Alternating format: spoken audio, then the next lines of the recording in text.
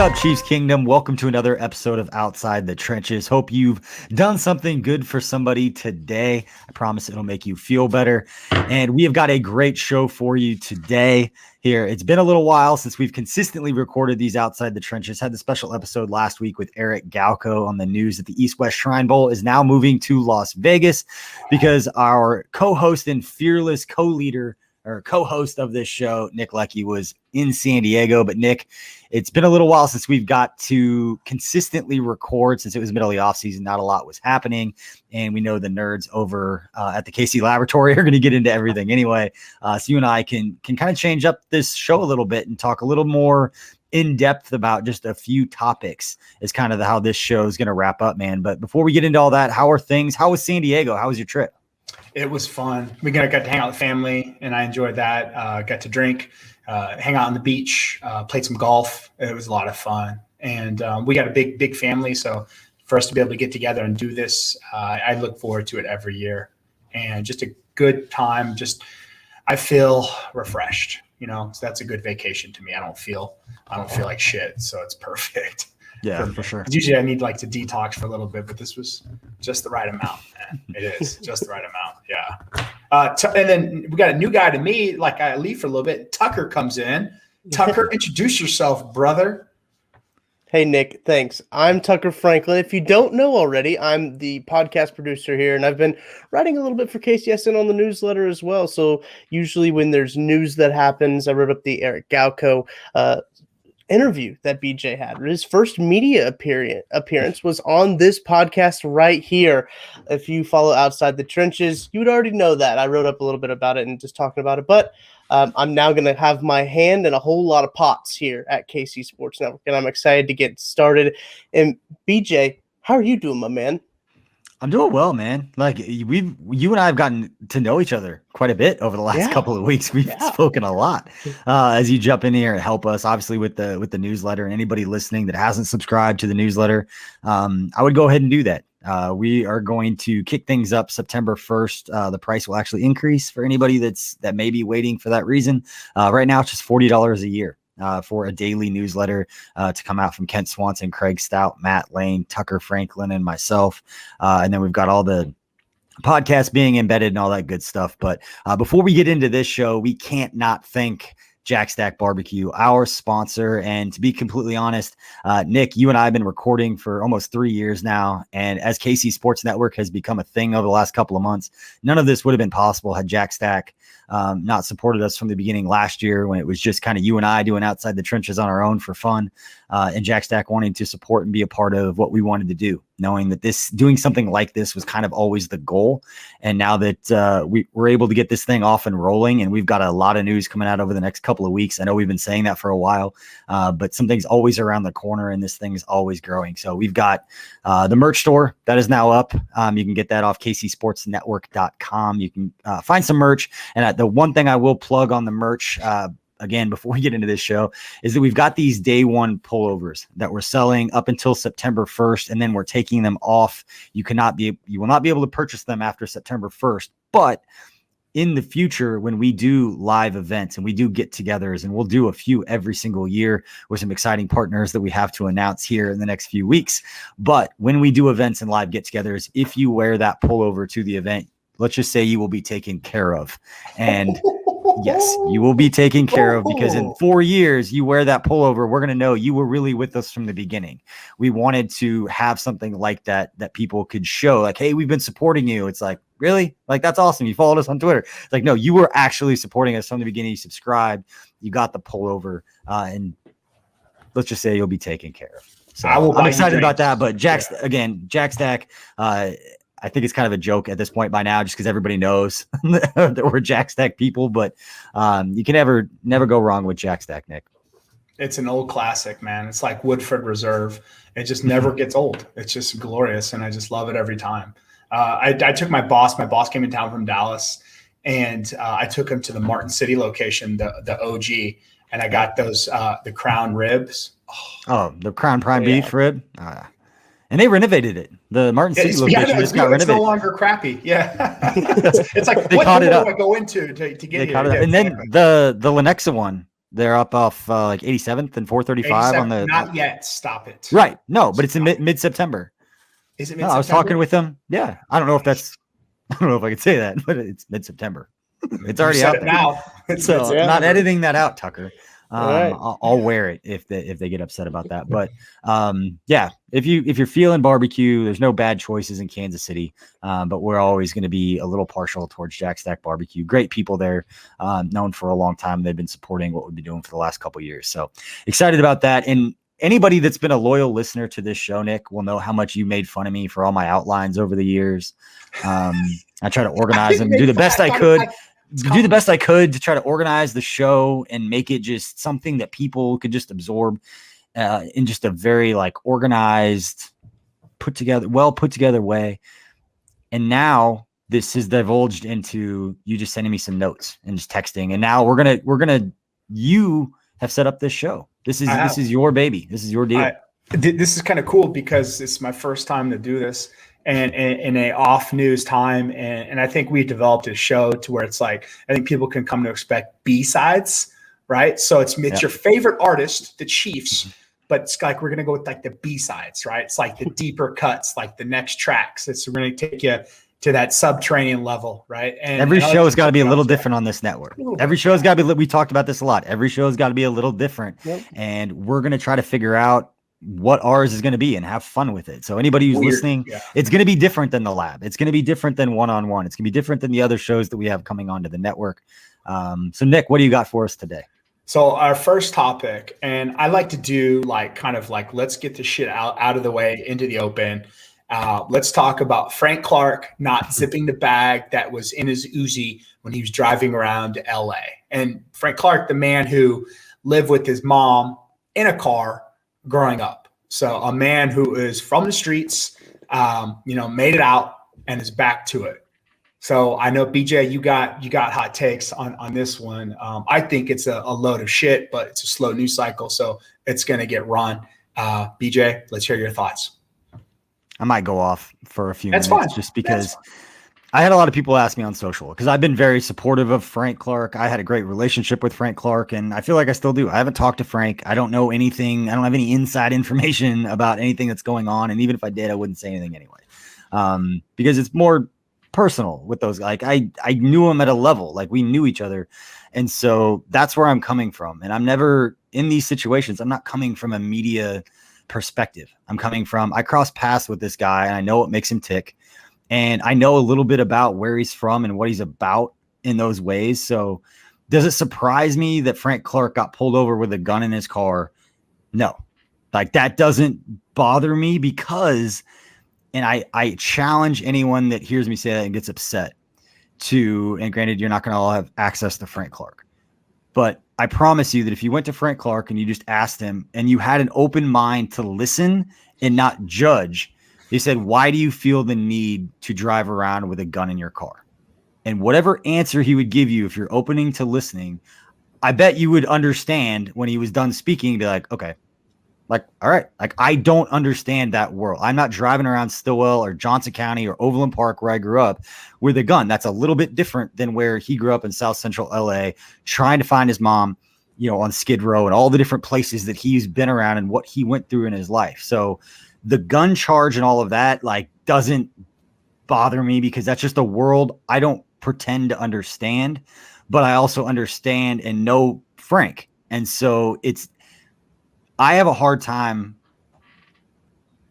seeing what's happening on social media and the way that Frank's getting attacked. And it's just kind of this huge ball of stuff now. It's not just about the gun charge. It's about his contract, and it's about, his production and his sack numbers. And everybody just wants to rewrite history and put all these numbers together and say, this was bad. And that pisses me off because we would not have won a Super Bowl without Frank Clark. And anyone who tries to use numbers or box score stats to try to prove that, like the WAR stat for football players, like, it just shows that you've never played sports. And I know it probably stings to say, and I'm not trying to be confrontational when I say that, but if you honestly don't think that, if you think that looking on a box score and looking at a stat sheet and you can trade two players and there's no difference from attitude, leadership, coachability, I can't have a conversation with you. And so I know I'm kind of jumping around here with the Frank Clark situation, but we would not have won a Super Bowl without Frank Clark. Frank Clark played his ass off, hurt for most of the year after getting paid when he didn't have to.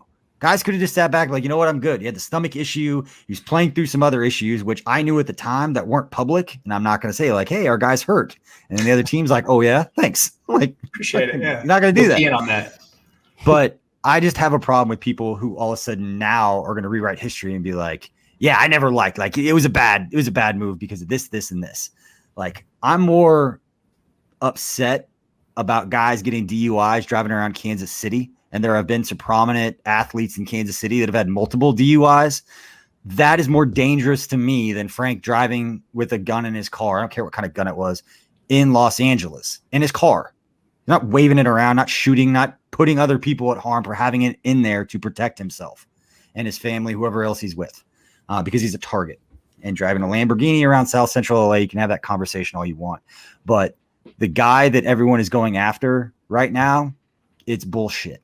And the stuff you see on social, people can try to explain it away all they want, and you can come up with all these stats. And all it does is tell me that you've never coached or played at a high level. And Nick, you tell me if I'm wrong with anything I'm saying, because this is personal to me, just because it bothers me when there's a line there. There's a reason why Danny Duffy has gotten a pass and that Frank Clark hasn't. And we can get into all the minutia of it, but at the end of the day, it's not the same. And one person has put people in our community in more harm's way, and he's not getting, and one of them hasn't, and that guy's not getting the benefit of the doubt.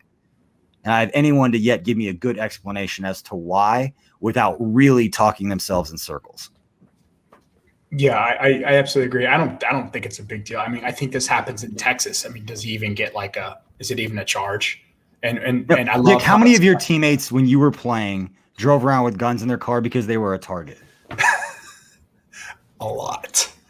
A lot. I mean, gun culture in the NFL is a big thing because you got cats from the country who loved guns, and you got cats from the inner cities who needed guns, right? To sort of. But hold on, no. There's a bunch of people who don't understand that, and I'm not going to call them out. I grew up here, but I also ask the questions, and I know when people are like, "Why do you have to have a gun in your car? Why do you have to do that? Why is?" What do you mean it's illegal? What do you mean it's unregistered? Right. Yeah, you don't care about that, right? Like Cat Williams about this, but like, yeah, Tucker, I'm trying to bite my tongue. Right, Tucker, could you please shed some light on this? Tucker, do you have a take on this? Do you have an opinion on this? Well, what I find really interesting is we didn't really have the same conversation when it came to Bashaud Breeland last offseason when he got arrested. It wasn't the same conversation. And it really boils down to the price tag that Frank Clark has. And I've said this before. I mean, as fans, you're not paying the contract. I don't know why fans get in such a big they bought a ticket. Right. You bought a ticket. You didn't buy this guy's contract. You're not paying for this guy to play for your team. It's okay. You're not losing any money in the end of things. But that's what I found really interesting about the whole thing is the reaction between when Bashaud Breeland was arrested last year and the reaction to this Frank Clark. I feel like he's always been held in an unfair light in Kansas City.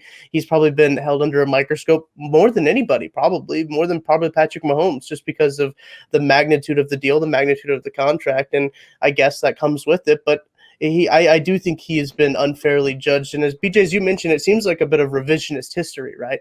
When you start to look at everybody it, does it. Like, it is. It happens in every sport, everywhere. Yeah. And I get that. And the contract stuff bothers me. Contracts never bother me because they're set by the market.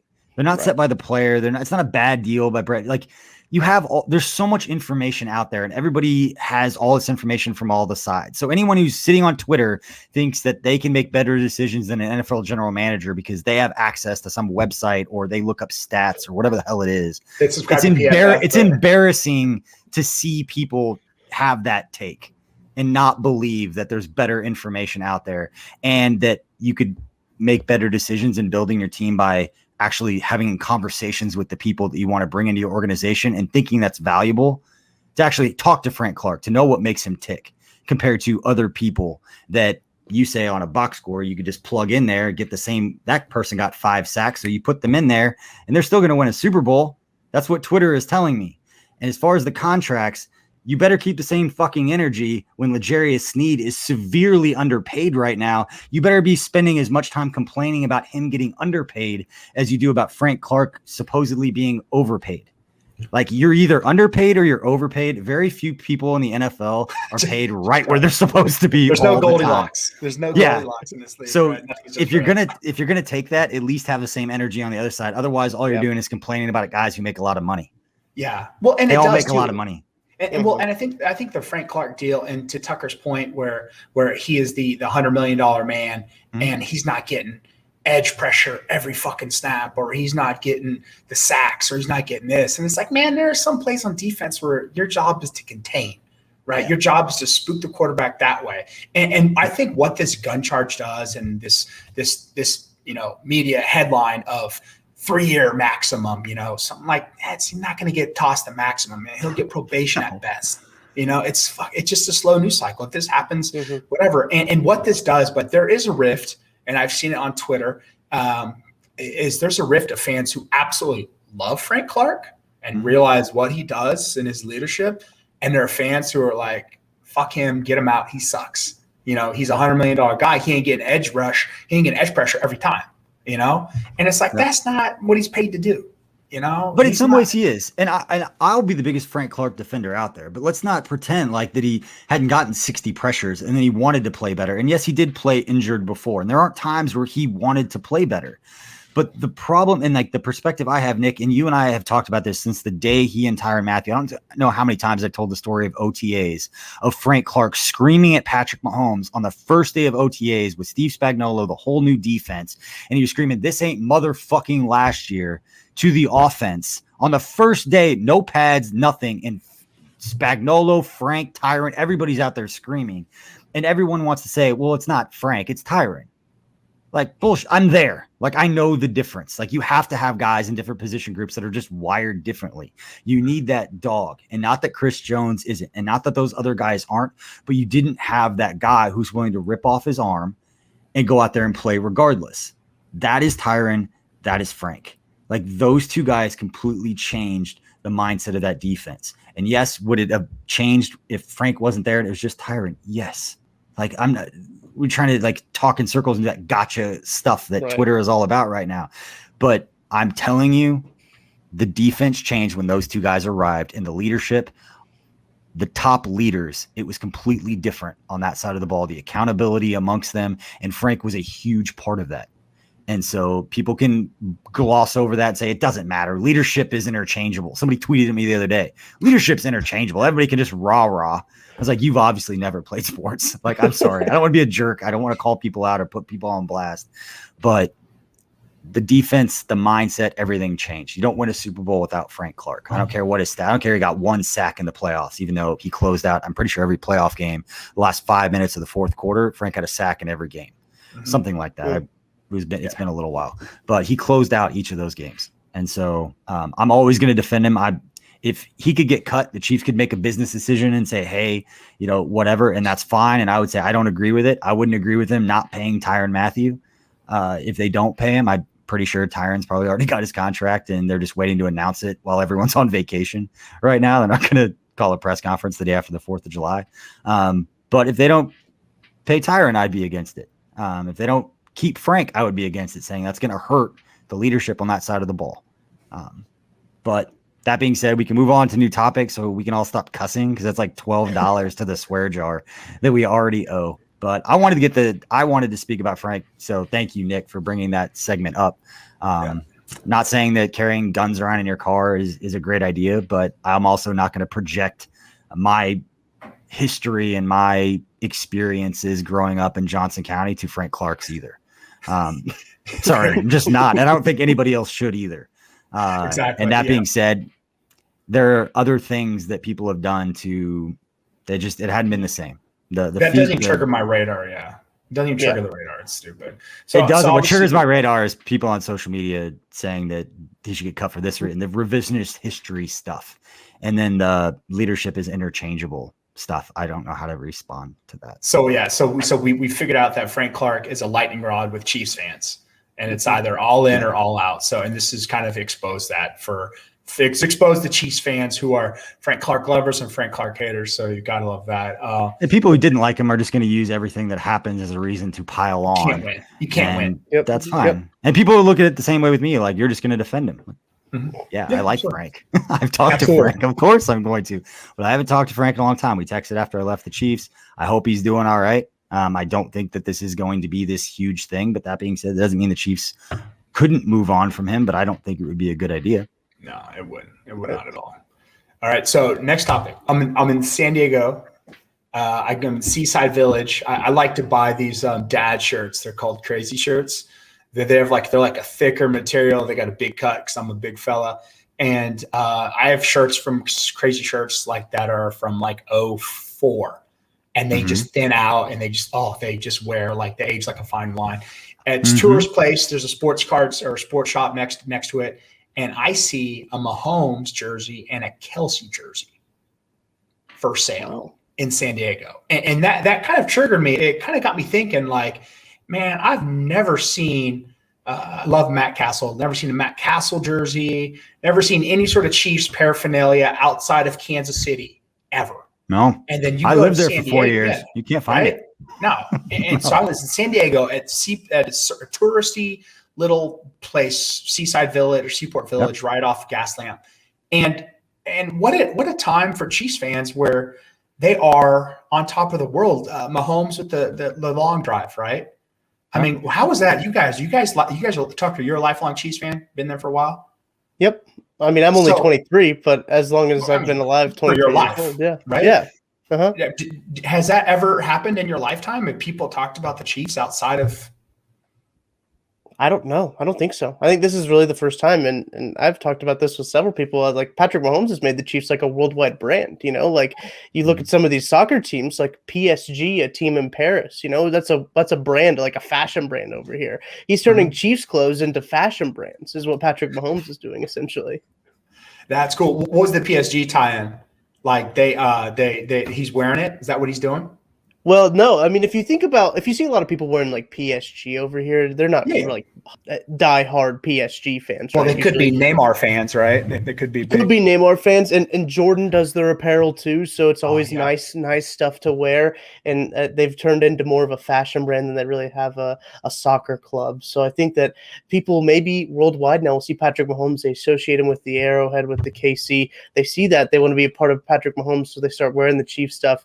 And you know his jersey is always at the top of the list when it comes to top sellers. It's like him and Tom Brady and whoever's hot at the moment. I think Tim Tebow took him over for a little bit, but then Patrick Mahomes went right back to the top. So I mean, it's all one of those things where I do think that, and it's hard to say worldwide brand, right? It's kind of American nationalist, right? To say, oh yeah, America's the whole brand, but yeah, if you start to think about it, you see people from all over the place. Like I've got friends in London I've met on Twitter that are diehard Chiefs fans, and they wear Chiefs stuff over there in London and all over in the UK. So Patrick Mahomes is definitely making some waves in terms of just the worldwide brand and a brand awareness, I guess you could say, about the Kansas City Chiefs. Is it the coolest clips? I think so. That's what I was going to say. I think it's the highlights. I think because you go back to, like, there were a lot of people who were Chiefs fans just because of when Joe Montana came over and just the hoopla of all, like in '93, like when all that happened. I said hoopla, like all of the excitement around that. All the rigmarole. Yeah, like Marcus Allen, and like I've talked to so many fans over the years that's kind of it got their attention. Like it was this national storyline that they got caught up in, and then you see this kid come out, get drafted high, come out his first year as a starter and put up numbers that have only been done like 2 other times in NFL history, right? And then continue to do it. And he's a likable dude. And you see him out at the Lake Tahoe with Travis Kelce and freaking Justin Timberlake just dancing, having a good time.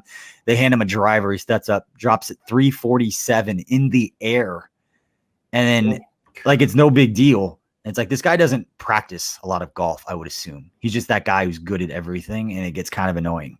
Like at some point, it's like, all right, guy, we get it. Like, we get it, guy. Like, you're good at absolutely everything. But I think for Chiefs fans, it's nice to have the face of the NFL and the guy who's going to be a face of the NFL for the next decade is on your team. And he's likable. He's brand. He's marketable. He's got 87 endorsement deals already. He's on every freaking commercial in the fall. So this is the golden age of Chiefs football for sure. It is. Now, what do you guys think? Is he regretting the Nebraska Furniture Mart commercials that he did his rookie year? Like, they still got him under cheap, right? Did they? What do you guys think? Can they still show those? Can they still show those? Last month. Yeah. Yeah, I don't know how those deals work, but it seems strange to me that the value that they could just keep running them forever, like in perpetuity. Is that what that is? Right. Yes. Yeah. Do you remember, though, his rookie year, there was like a story, I say that in air quotes, about how he wasn't going to accept any deals his rookie year because he wanted to prove it on the field first. And it seems like everything that Patrick Mahomes does is like a story now, but I remember that was like the first time people were like, oh, why is he doing this? Just take the deals. He's obviously proved it on the field. I mean, he backed that up. And we don't talk about that anymore because he does have all these deals and he did back it up on the field. It was a hard thing for Alex Smith to say, like when a backup quarterback is getting a bunch of deals and then Alex has to be asked about it every Wednesday in the locker room. Right. He was going to have his time to make his money, and $500 million later, I think everything's worked out on that end. It has. Well, and then look at the pairing too. I mean, you look at that thing, it's kind of like that. I don't even know what the hell this tournament was, the golf tournament, but he's paired with it's the celebrity golf tournaments out there every year, I think. Yeah, and it got everybody, right? Everybody who's relevant. And they paired them with Justin Timberlake, which to me spoke volumes because it's like that's the primo pairing, right? Because Justin Timberlake is classic. You know, usually that's like Aaron Rodgers, but him and Tommy are out in Montana playing some other thing, you know, some other golf thing, you know, for all the old retire heads. You know, that's the changing the guard. But I mean, he was paired up with Justin Timberlake. I mean, that's the primo celebrity. Right? I mean, that's Chiefs football these days.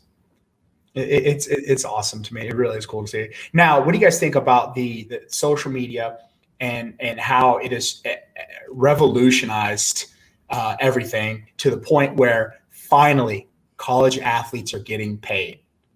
I mean, Tucker. That's not where I thought you were going with it. I mean, you can monetize everything now. What do you think? Are you for or against paying college athletes for name and likeness? Oh, I'm totally for it, man. If you can create a brand for yourself too. We saw, I think it was a punter who was going to commit to UCF. They made him get rid of his YouTube channel because he had a following. He was already making money off his YouTube, and the NCAA said, hey, you can't be doing that. Let kids do that. That's fun. That's access to these college programs. I know people, season ticket holders of Mizzou, K-State, KU, all these area schools would love to see behind the scenes YouTube videos of a vlog of what a football player is doing. That's cool stuff. And people love that. People love that now you can monetize it. Personally, I was a huge fan of the NCAA football game. So getting the name, image, likeness back means that I can get another NCAA game. I think the target is NCAA 24, which will be 10 years after they let go of the series the first time. And that's always been my favorite game. I know a lot of people worry that EA Sports is still going to do it, so we'll still mess it up somehow. But that's what I'm really stoked for. Honestly, when I first heard that, I was like, that means selfishly, of course. So he's like, that means I get a new video game out of the deal. But no, it's great for these college athletes to get paid for their time, right? Because I know that you had the whole conversation about, well, they're getting paid for their classes, everything like that, but they're putting in a lot of time. And, you know, I mean, Nick, you know that, obviously. I want to know what Nick's thoughts are. Because, Nick, you were a stud. Because, like, we were at school at the same time, so I could say this because that wasn't like we knew each other at that time. But, like, you were a Remington finalist. Like, you were an All-American for a football team that was in the top 10 in the country. Two-time All-American? Is that what you mean? Or second team? Which one are you telling me? Two-time. Two-time. Okay, excuse me. Two-time All-American. You were fucking good, okay? You could have gotten deal. Like, I don't know what your personal brand would have looked like. But like you were good enough to cigars. But you were good enough to like get those deals. Like I played baseball like I wasn't. Like I was just on the team. But like my wife, like she would like Megan would have gotten deals. She's from Manhattan. Everyone knew her. And she was captain on the volleyball team and they were in the top 25. Like she would have fit that mold for what a lot of people I think are learning that just saw it from the sounds bad, but like the male perspective is like the quarterback and the basketball players are going to get all these deals. And then you see some of these gymnasts and some of these softball players, some of these female athletes that have all these TikTok followers or whatever it is. And they're going to monetize as much as a lot of these guys are just because they've done a better job personal branding and putting themselves in position that when something like this happens, they're ready to capitalize on it. Now, I have zero issue with like athletes branding themselves. And, I always like, I've used the example last couple of weeks, like when we were in college or when Colin Klein was running for Heisman. Colin Klein has his own brand, sells a t-shirt, and people buy, like, zero issues with that. I don't really have an issue with athletes getting paid it anyway. What I have a problem with is there are undoubtedly going to be unintended consequences that go down because the NCAA couldn't have come up with a decent proposal 15 years ago that wouldn't have had them overcorrect to this point, because there is nothing stopping. And I know there's rules out there and everybody could say whatever they want, but there is nothing stopping in very easily ways the University of Alabama, Clemson, these major programs from having their boosters and these business owners in these cities promise these kids money. And I know it's written in there that they can't do that. They can't do marketing guarantees, but guess what? Like, everyone's been getting paid this whole time. Cash has been, now it's just out in the open, and they have to put it through compliance, and they have to do all these things. But when you have this much money and you have multi-million-dollar coaching contracts on the line for these guys to have success based on prep athletes who are not getting any financial compensation, convincing them to go play for you, it's set up for there to be a rub. It's set up for there to be issues, and there are still going to be issues. And outside of the just major programs taking advantage of the loopholes that are going to be there, because the whole thing's a mess right now, in relation to not having answers for those questions. Now, the other thing that bothers me about it, and I said this before, is athletes who are getting some of these micro deals at, $500, $750, not having a lawyer look at the fine print of what you're signing, because you don't want to pay half the money that you're going to make to a lawyer to read the contract. So you're just going to sign it.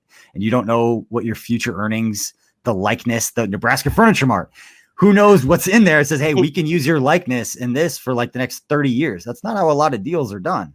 So all of a sudden, like, this value that you have for yourself, and it may not be a problem now for 90% of people, but you're going to have those learning experiences. Like in 20 years, when we look back at NIL, it's going to be, it took us a few years to figure it out. And everyone just kind of knows that's going to be the conversation. To me, that's saying, we know a lot of people are going to get screwed over, but it'll eventually work itself out. I don't like the fact that we're just glossing over the fact that there are going to be some huge problems, because the NCAA literally 24 hours before July 1st, when it was supposed to go down, was basically absolving themselves from anything, saying it's up to the schools. Like, we don't want to be a part of this anymore. And I'm not going to pretend to know everything with the NCAA, but I have a lot of thought on this, because that Let It Fly Media, like, I'm very much involved with this, and we are going to be involved with this in a lot of different ways that a lot of people haven't really been talking about, because everything with NIL has been so one-sided right now with the vision for how people want to do it, that there's a lot of ways that organizations, brands, schools, athletes can take advantage of these new rules and do it the way that I think it was intended from the beginning, not just about putting a bunch of extra cash in players' hands, but allowing these guys to build off their name, their image, and their likeness. And that isn't always just taking $500 from the local business to go buy some beer money or go buy some Chipotle for the next couple months. Check beer and Chipotle, right? I like how it is. I like how if lawyers partner with schools, because some players have a 2-year, 1 year, maybe 5 years at best life cycle out of school. So it'd be tough for lawyers to get to know these kids. But if you have a couple lawyers who partnered with schools and looked over contracts and was maybe paid a retainer by the school, I think that would be the most efficient way to keep players from getting those, hey, we'll give you 500, but if you make it to the NFL, we still own your name, image, and likeness. It's like, do you agree with that, Nick? That will be an issue with some people. Not that all people are bad or every deal that's bad, but there are and we've seen it. People have already been screenshotting some of these contracts and some of this language that's written in some of these deals, where it's just like, what the hell? Why would anyone sign that? And then you realize, like, it's an 18-year-old kid. Like, he didn't know any better. He just sees $500 and wants to sign it. You could open source it. If I was in school, I would put it up on Twitter. I'd be like, I would contact, say, hey, any lawyers out here follow me? Hook me up. That's what I would do. That would be the best way to do it, man. And you got a guy looking out for you, like, no, that's a shit deal, or no, that's a good deal. Yeah. Especially with the schools, like, there's got to be enough lawyers who went to those schools, just alma mater, who don't want to see their freshman stud get screwed over, even by a business that's supporting the same school. Like, good people are good people, and they're going to look and be like, that's not a good idea. Yeah, like they're actively trying to get one by on you, and they're sneaking this stuff in there, and it's sad. It is sad. Tucker, are the blue bloods gonna corrupt this? The blue blood, the Michigan, the Notre Dame, the deep pocketed booster schools, are they going to run the table with athletes? What do you think? It's hard not to think that they aren't going to. I guess I used double negative there, but it feels like that's almost destined to happen. As BJ mentioned, it's the Wild West right now. Yeah, there's just like, you can do whatever you want. Like he said, it's up to the schools. And that's dangerous to leave it up to the schools, because we've seen some things get left up to schools before that hasn't quite gone very well in terms of self-reporting and stuff like of that nature. But yeah, I just think, man, it's going to get a whole lot worse before it gets better. But hey, at least these kids are making some money, right? I guess that's kind of the consolation that you come up with. This is like, well, at least they're making money for their likeness and getting taken completely advantage of.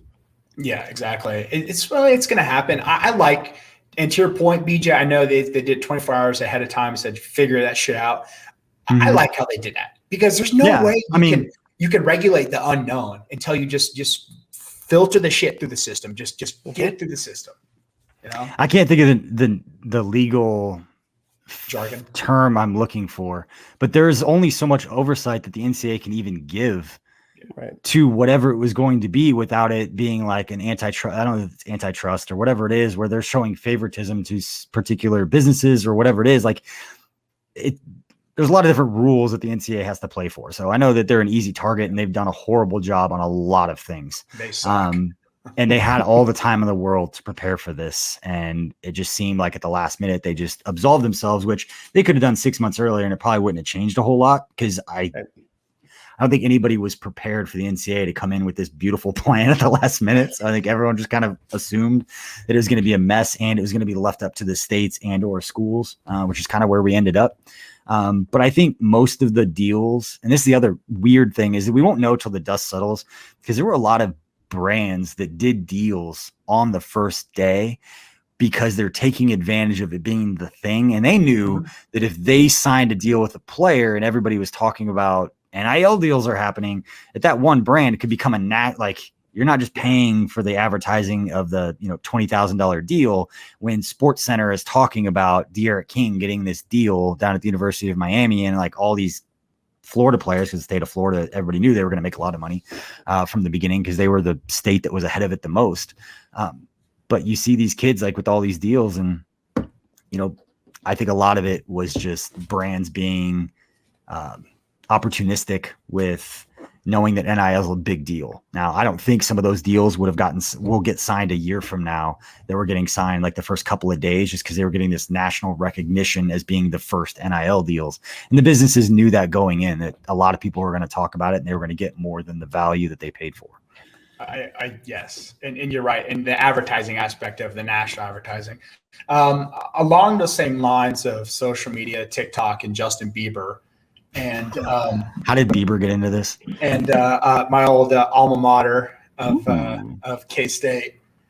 What do you guys think about, Tucker? I'll hear your opinion first, man. What do you think about the Bieber TikTok video, man? What's with all the flack? And do you know what I'm talking about? I assume you know what I'm talking about. I honestly don't know. I don't know how BJ and you know, but I don't know. The K-State kid that was dancing to Justin Bieber. Yes, you saw it. Yes. Don't act like you didn't. If you weren't on social media you'd have to go for like a solid week to miss that cycle. Yes. Yeah, that was tough. It's one of those things. He's talking to two former two diehard K-State people, just like, man, that's a great answer. That's a great answer. That's my answer. Shit, that's tough. Yeah. Nick, what was your reaction? Yeah, you don't have a lot. Listen, it's not for me. That's not how I portray myself. But some cats like to dance. Some cats like music, and that guy has monetized TikTok. He is, that thing, whether, I think what 24-hour news cycle hosts do is, you say something controversial, and then it gets either loved or it gets hated.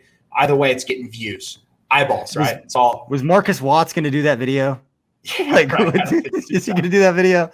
Like, name the teammate that you had that you could see doing that video if it was around when you played.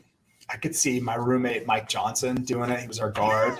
I Nope. could see him doing that just because he was like, oh yeah, I love ABBA. You know, I love them. They're a great band. Not realizing like the social, like kind of how you like what kind of slot that puts you in if you like Bieber. And I like Bieber. I don't dance to Bieber like that, but if that's how they want to portray themselves and whatever, and they're having a good time, whatever, you know. I just said you better win. Like if you're gonna do that stuff and you know you're gonna get made fun, of, and you don't care and you own it.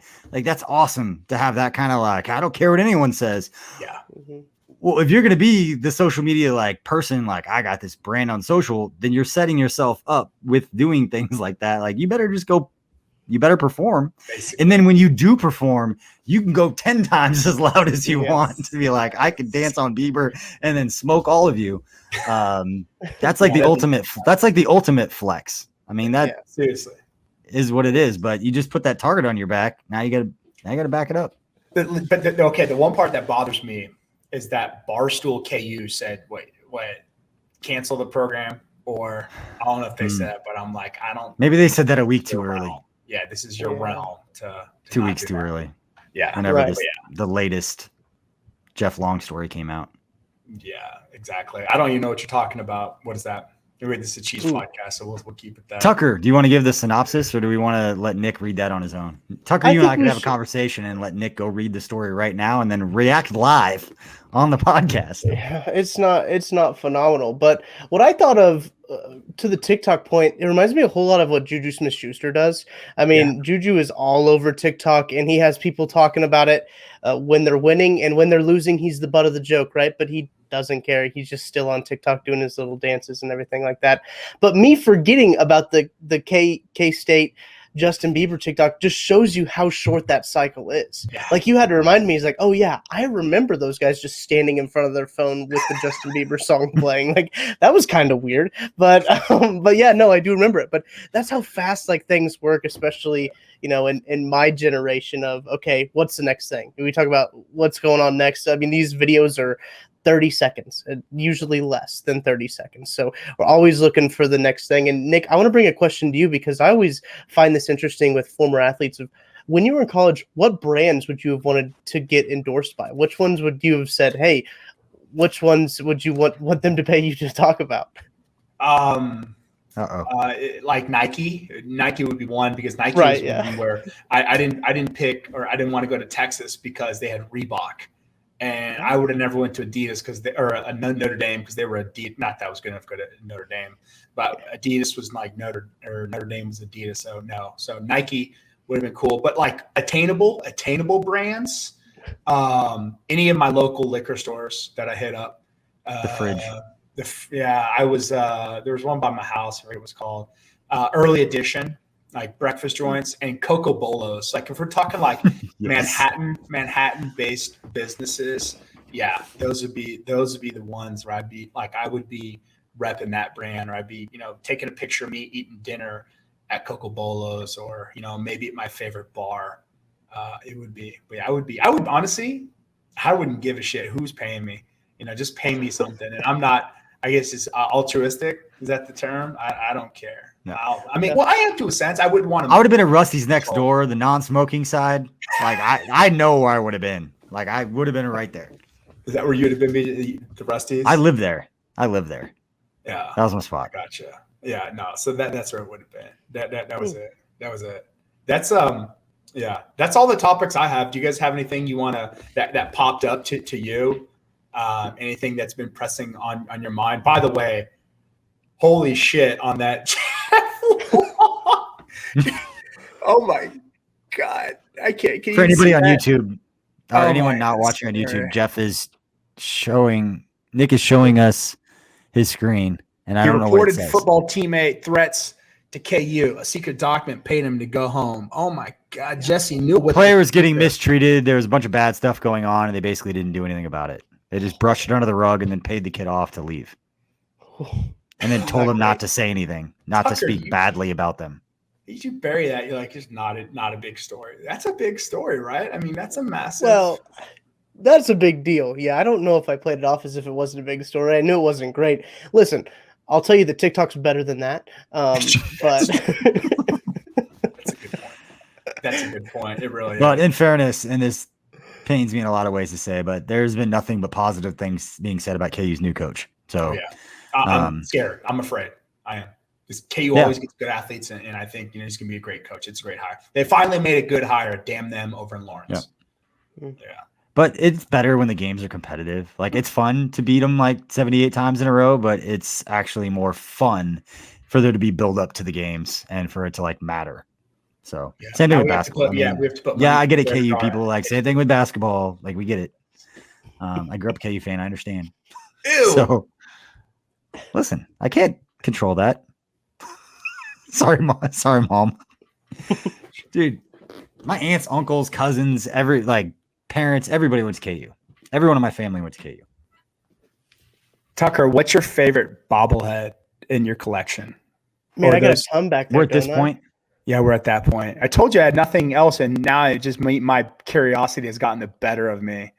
Yeah, so I just got the Wit counter bobblehead a little bit ago. That was a new bobblehead this year, and you can actually count the hits on it. It's super cool. I like that one. I'm trying to get I know Jorge Soler is not the best right now, but his bobblehead with the light up base is one that I want to just kind of throw back there. But I've got a Bo Jackson Monarchs one. I've got all of the Sporting Kansas City ones. Iko Para doing a bicycle kick. I've got some Tim Melia making a save, but I've also got Zach Greinke, Cy Young. There's some good ones back there. I actually just recently went to the Negro League Baseball Hall of Fame, and I got a Buck O'Neil one. Nice. Do you have a Bobby Bell one, though? I do not have a Bobby Bell. That's what I need to do is I need to upgrade my Chiefs bobblehead game. I've got a lot of Royals bobbleheads because that's like the sport that always gives bobbleheads away, but I just don't have a whole lot of football bobbleheads. I've got a couple that I got at the Chiefs. You got Jason Kelce, Travis Kelce, Patrick Mahomes, and Casey Wolf, and then the Bobby Bell one. No one cares that's listening to this. And the one thing I will say, Nick, we're going to fix your mic for anyone who's been listening to that crackle. We're going to fix your mic. I bought a new cord. What the hell? Am I wrong, Tucker? It's on and off. It happens every now and again. Why didn't you tell me that earlier? I would have not touched the desk. It sounds good now. Okay, cool. That's what I'm not. Just don't move. Just don't move your head. Don't move your body for 47 minutes. Say don't do it next time. All right. Thank you to Jack Stack. Thank you to Jack Stack for sponsoring this episode. Any last words, BJ, Tucker? Leave Frank alone. Tucker? Leave TikTokers alone.